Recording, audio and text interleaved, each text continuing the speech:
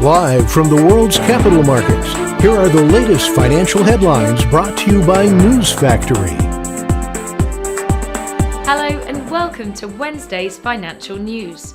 Stay with us for more market headlines. The dollar-yen pair dove 1.1% in the last session. The Williams indicator is giving a negative signal. The Bitcoin-dollar pair gained 1.8% in the last session, after rising as much as 2.6% during the session.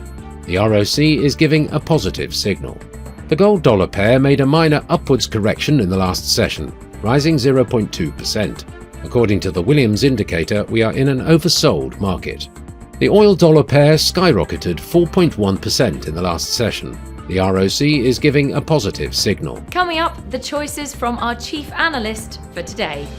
Oil prices rose for a second straight session, driven by optimism about recovering demand in China and concerns over supply shortages following the shutdown of a major export terminal after an earthquake in Turkey.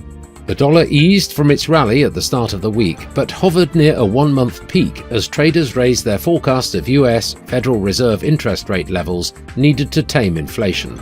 Digital banking service Revolut is starting to offer crypto staking to customers in the UK and European Economic Area, according to a report. Revolut, which has around 25 million customers worldwide, the vast majority of whom are in the UK and the EEA, is rolling out the service this week. Those were today's major economic events, and now moving on to world financial headlines.